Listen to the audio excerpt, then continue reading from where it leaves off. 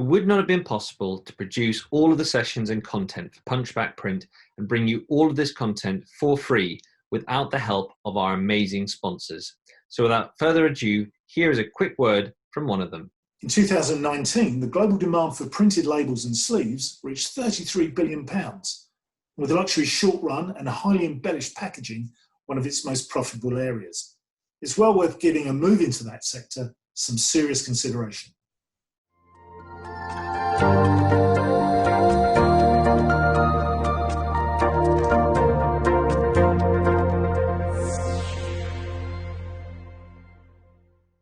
Thank you for joining me, and welcome to my house. Please make yourself at home, mi casa, su casa, and all that. So, nice to see you all, or not, as the case may be. Right, just a few points before we get going on the presentation this morning. If you smell smoke, there's no planned fire drill, so please get out of your house as soon as possible. Feel free to keep your phones on and play with them, because I can't see you, so I don't know you're doing that. Well, obviously, I hope I will be able to sort of steal your attention and keep your attention, but we'll see how that goes. If you'd like to ask any questions, raise any questions during the presentation, please use the chat function, not the Q&A, but the chat function at the bottom. I think that's it. So let's go. So I'm Mark Davis. I'm Managing Director of Whistle's Door Drop division. And I'm here to answer a particular question. What is the channel that marketeers ignore at their peril? So let's go.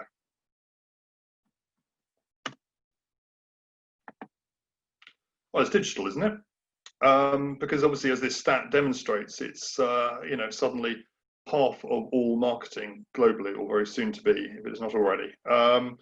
So, I mean, of course, this would be a rather strange presentation to figure as part of the Punchback Print, if that's what I was going to talk about. So, of course, it's wrong. But it is fair to say that this digital marketing world is pretty bloody unavoidable, even overwhelming. But I'm the inconvenient direct marketeer who has access to a lot of numbers and facts and figures, see a lot of response analysis from customers.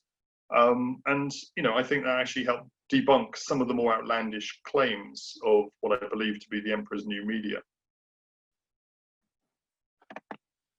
But I'm not some digital King Canute kind of railing against the sort of advances of progress. That's not what I'm here for. I think there's some fantastic things about digital marketing. And, obviously it has indeed come quite rightly and taken over and changed a lot of things. And a lot of those things needed to be changed. So don't get me wrong, I think this is it is progress of a sort, but I think it just needs to be contextualized, because it's so easy to run away with yourself on this. It just needs to have some context. And my presentation here this morning is going to try and put it back a little bit in its box, because I think it's overreached, quite frankly. I don't know why we're surprised by this, actually. I mean, it is just, obviously, in spite of its rampant growth over the last sort of 15 years or so, it is fundamentally still very immature, particularly when you compare it with a lot of other marketing channels. When it first arrived, it sort of dazzled the magpie marketeer, so all its sort of lovely shininess and cleverness, and I think like all new parents, we were charmed by this new arrival, and probably that led us to perhaps forgive some of its sort of indiscretions. We were tolerant of this fledgling industry as it sort of began to take its first few tentative steps.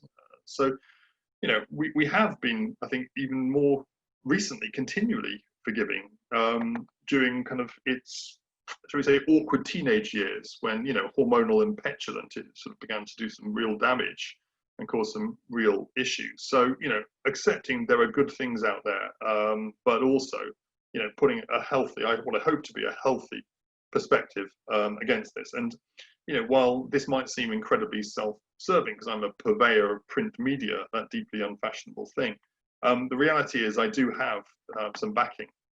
So when Peter Field, who is, I think, globally recognized as one of the foremost practitioners on marketing effectiveness, tells us that actually he believes we're being overhyped and oversold on this uniquely digital future, and that we need to get to real and take a more evidence-based view of what really drives effectiveness. I for one, listen, not just because it serves my agenda, because I also see its reality played out in the results that my clients share with me. So, okay, how do we begin this? Well, first of all, don't believe any of this. God knows we all love a dashboard these days. So this is Google Analytics. And this is an incredibly useful tool. Don't get me wrong. I don't think this is a bad thing. What I think is a bad thing is that people have come to believe it is literally its own truth. And the fundamental problem with this is that this is one of those sort of online tools that sort of props up the high hedges of the walled gardens that make it impossible to know what's really going on in the digital ecosystem.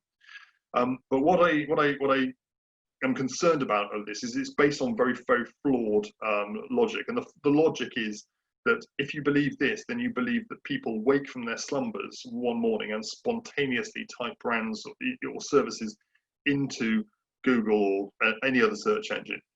And that's the whole journey. The whole journey starts with that search. And of course, that's fundamentally not true, because in reality, that journey will have begun with a conversation I might have had with my neighbor, word of mouth being, unfortunately, Google, the most effective marketing discipline in the world.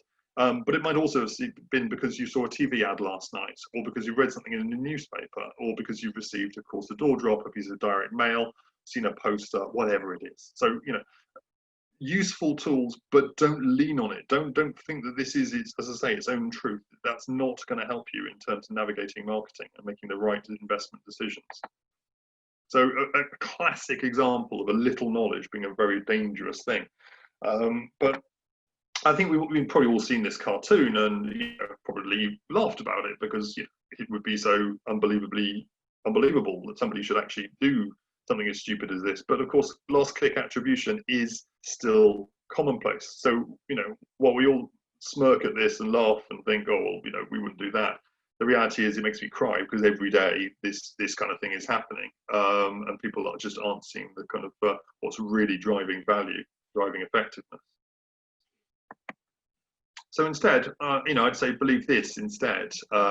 This is a charity campaign. This is something, the charity Marketeers, if you're any in the audience, you have perhaps a superannuated need for sort of responsibility about the way they manage their budgets. And, for them, understanding what really is working is very, very important. This is an example which is comparing on 4 metrics from the responses generated from a donor acquisition campaign.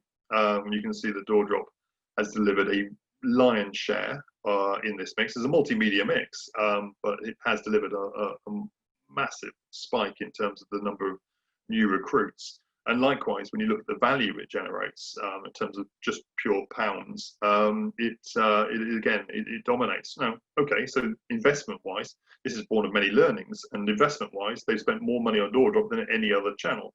But when you configure those two, the value generated against the media spent, the ROI explains exactly why this advertiser does this. And look at the channels. Look at the channels that perhaps are the ones most in vogue: digital display, Facebook. These are performance, digital display advertising. I mean, you can't make it cheap enough to work. I mean, it's just appalling as a performance. Don't get me wrong. I know it does other things, signposting and other things, but as a pure direct response generator of income for advertisers, it's a dog. So believe that instead. And don't stop there. Don't stop at ROI, because actually our story in print gets better and better and better the longer you leave this. Okay, so effectiveness beyond ROI, that elusive lifetime value, the value of a customer if you can retain them. This is a piece of independent analysis which looks at all of the customers acquired by a particular brand 4 years after the date of their acquisition, and then looks at the different behaviors based on whether they were acquired through online, acquired through direct response television, or indeed through DoorDrop. And what you can see quite clearly after 4 years is that 80% of the DoorDrop customers nearly are still loyal, still spending with this brand, compared to under 60% for online and TV customers. So actually, DoorDrop customers through this analysis are twice as likely to repurchase and drive overall 50% more net revenue. Oh, but we won't use it because print's expensive. Well, sorry, but look at the value it's generating. That's got to be your metric. So we've got to talk about this in this language. We've got to talk in the language of ROI, but better than that, lifetime value, because that is the battlefield where we win. And something, I don't stand here as a lone voice in the wilderness. I've mentioned Peter Field, who's a highly respected student or sort of marketing effectiveness. But this is Mark Pritchard. He's the chief brand officer for Procter & Gamble, the planet's largest advertiser.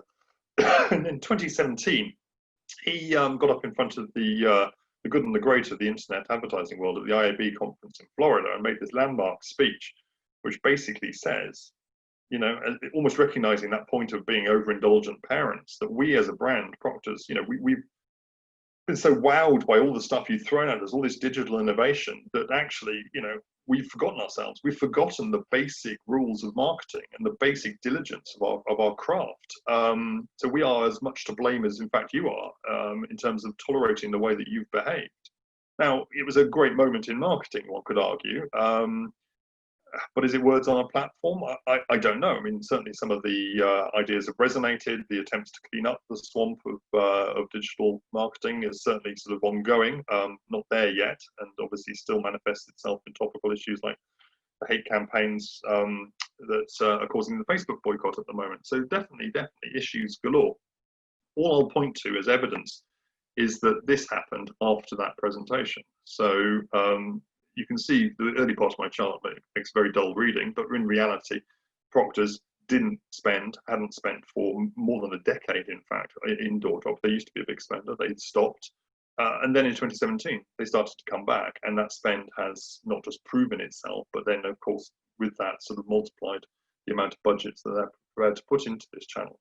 So I can see real behavior change beginning to happen. This isn't everywhere, don't get me wrong. I've still got too many people voting with their feet on last click attribution, but this is very encouraging. So now, buoyed with the fact that I've got Peter Field and Mark Pritchard, two pretty heavy hitters in marketing behind me, I'll plow on. My channel, Door Drop, underrated, underestimated, and a channel that a lot of people don't really even think about too much, except for obviously sometimes the stuff that comes through your door, you may just be becoming aware of it or even irritated by it, but it's doing a purpose in terms of impacting upon you. Fundamentally, it is a very real channel, okay? A hard-working, this isn't a rat in a moment, but I know my place. We are hard-working, you know, sometimes, you know, pretty ugly, but we are a hard-working channel that's delivering great response and great value to the advertisers that understand it and use it, and also, of course, importantly, measure it appropriately. But it's about real things, real marketing, going through real doors and talking to real consumers. Our job is obviously to make sure it's the right households, the right people at the right time. And to do that, we use a surprisingly sophisticated array of data tools. But its attributes are sort of manifest for many people. And some of these things are obvious, but some of them actually take on a new resonance, you know, in a weird world of coronavirus and lockdown. The home mindset, of course, is fantastically important to people at the moment, because we're fundamentally staying in our homes. And so as a channel that can reach into those homes and engage people through the delivery of a physical sample or a coupon or a value add method to drive online, you know, we're proving ourselves in spades. And I'll come back to the kind of COVID campaigns in a moment. We have a national reach, and that in today's fragmented media world still stands for something, okay? We're highly targeted, but we have national reach. There's a slight dichotomy there, but I'll explain it here better. You know, we're calling ourselves targeted broadcast. Data drives us. Data is vastly important in both our targeting and our measurement. But it's the kind of data that actually the GDPR laws don't touch. So it's very future facing, very, very future proof as a channel, because we only use anonymized data sets to target. But we're going one to many. So we're kind of broadcast, yet using data to target in a compliant way, a way that won't be stopped by the regulators. By the way, digital, that's coming down the corridor for you. You know, as a result, we sit somewhere in between the two channels, the sort of broadcast world and the one-to-one world. So a funny space, misunderstood often. I won't get the violins out, but there is a lack of understanding, and I'll tell you a bit more about how we bridge that later on in this presentation. Yeah, but just to play that media reach by channel, and this is at a geographical level in terms of the reach of audience that you can get to. Door drop, there's a small opt-out. You can opt out and choose not to receive these items, like all responsible marketing code. We you know, follow the DMA code and do all those the right things, but fundamentally, the vast majority of households we can deliver stuff to. far more than any other channel. And this is real audience, again, not overclaimed, not Facebook saying we can reach 30 million millennials when there's actually only about 20.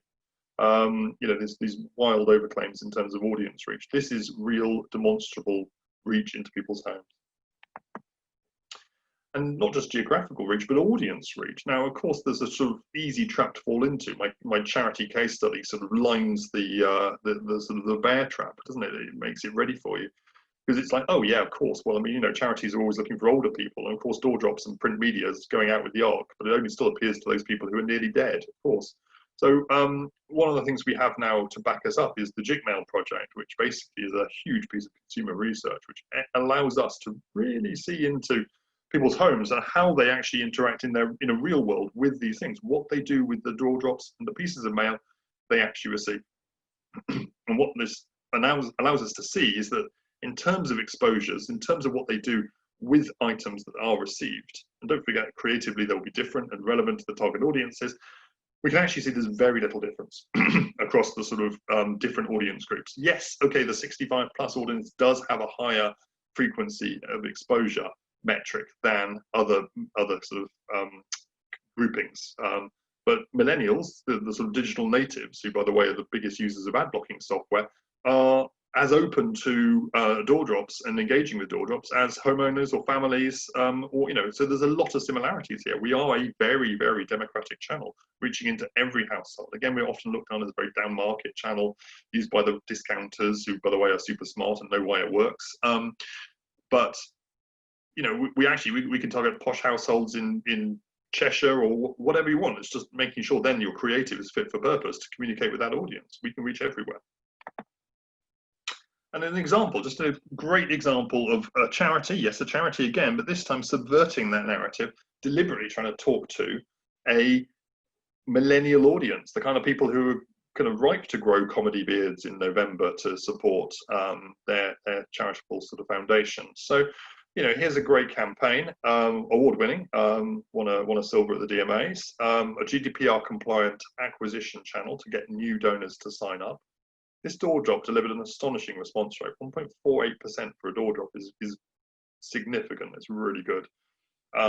It talked to both existing donors and new donors. So 780 existing donors signed up again, re-engaged with the charity after this, but 2,933 brand new ones came on board as well. And between them, they generated over £250,000 worth of donation value, which was at a return on investment of over £8 for every pound spent. I mean, that's knock it out the park marketing. I'm sorry, that is fantastic. So, a great example of using a channel to reach a different audience and showing how well they can engage around it. But look, as I said, digital is unavoidable. We've had to learn. We've had to learn to speak the language. We've had to learn how to code. So here's our version of it, and that is about our postcode system. The UK has a wonderful granular postcode system, which means that your measurement can be, your targeting and your measurement can be super tight. And within that sort of randomish collection of letters and numbers, what we can find in that alphanumeric code is a sea of insight, which is why we don't need to get the person. We don't need to get to the PII level of data that causes all sorts of untold problems and will cause more untold problems for digital marketing when IP addresses are caught up in the new e-privacy code, which is coming through. So we can unlock an awful lot about where people shop, what people do, the kind of behaviours they have, the kind of houses they have. It's real stuff, and that's how we do this. But again, you learn the language. So postcodes become actually kind of quite a sexy thing. You begin to geolocate things, rather like mobile marketing does. Well, that's our language. We just take it back. Absolutely, always. My advice to anybody: use the word algorithm, because okay, so we all know it's really just a formula, but algorithm is so sexy right now. So yes, and we use algorithms in the sort of beginnings of our modeling. To produce our decile models that drive fantastic performance for a lot of our advertisers. But yeah, these are buzzwords of our time. So you've got to have an algorithm in there. And of course, you've got to have a dashboard. That's really important. I told you how marketeers love a dashboard. So we've had to create one as well. This is screenshots from our leaflet drop tool, which basically allows you, and this is how we bridge, by the way, the education gap, This is an online self-serve tool that allows you to go in, target areas around, a catchment, a store, a retail site, a hotel, a spa, whatever it is you want to do.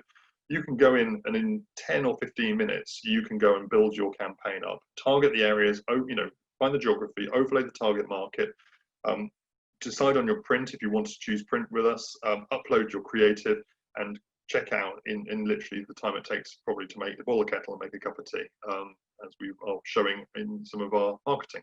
So very, very quick, very easy ways to engage with our channel. One of the things we all have to do, we have to make print easier to access for this generation. Some of whom are people who are, or maybe not quite yet, but very, very soon, there'll be people that I'm going to sell this channel to who were born this millennium. Now that's a terrifying thought, of course, but there is a reality. It is a reality check for us all, and we need to be able to speak that language. It's absolutely crucial.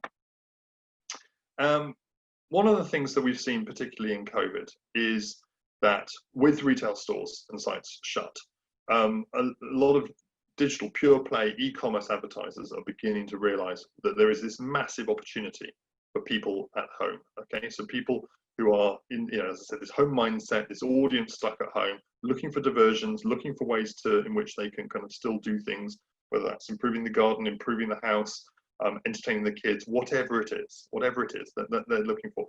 So actually, a lot of the real world methodologies that we've employed since time immemorial, using data to build up catchments for physical retailers, we're now deploying for online retailers as well, either pure play or indeed digital physical retailers who also have a digital e-store, and perhaps that was the only store they had open over the last few months.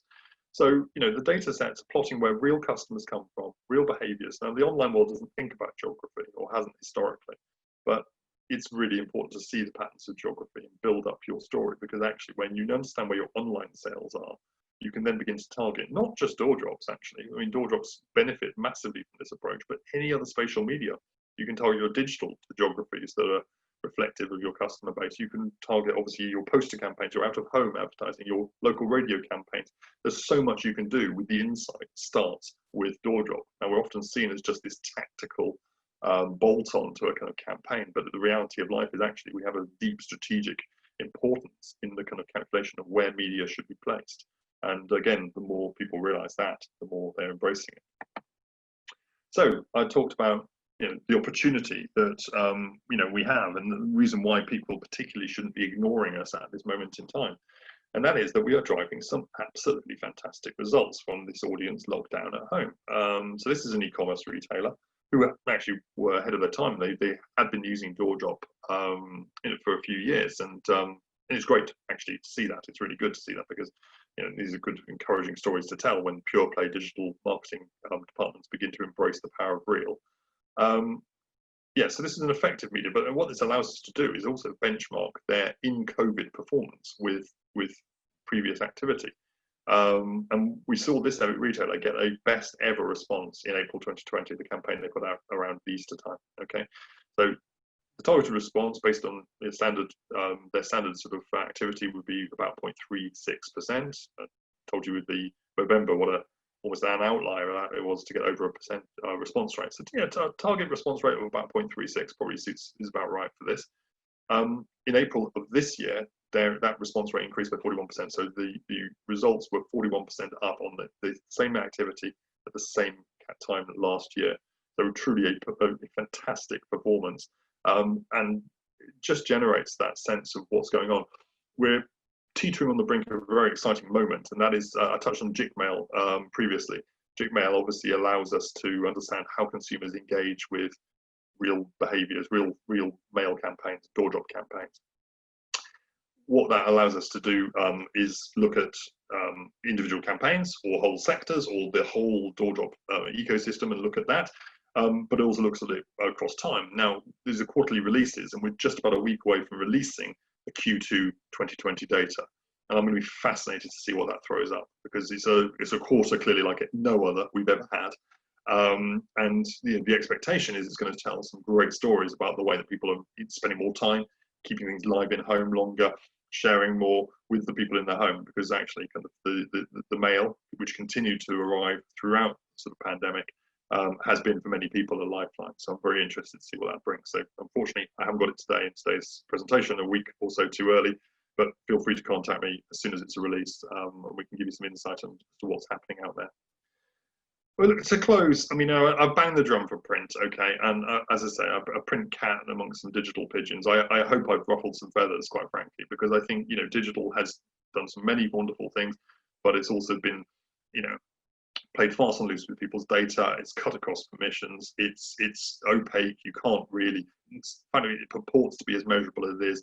You know, you actually can't measure it as effectively as you'd like to. And many people, I think 66% of businesses report that they really don't understand how their digital marketing is working for them. So I think there's some interesting times ahead as people begin to realise what's actually working in their marketing mixes.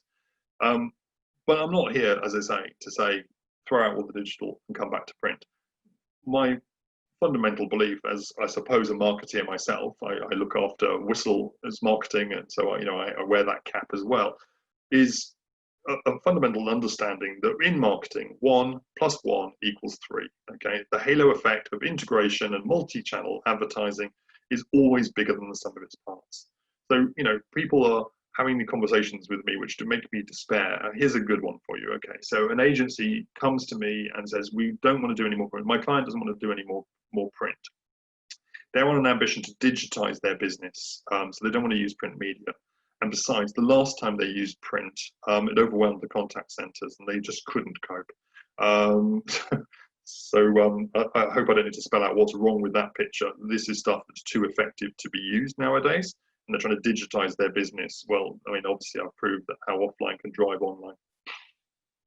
So 1 + 1 = 3. And that's where, as I say, for all digital marketeers or all businesses who are using digital marketing, my killer slide is basically put print in that mix, because look what actually happens. Again, another COVID example. This is a business, one of our clients, reopening after a few months of lockdown, so 0 revenues.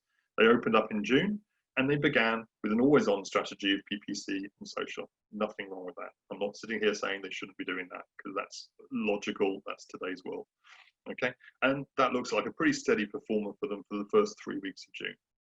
But then boom, the door drop lands in week 4, and look what happens to their overall number of leads. Okay, that it goes through the roof.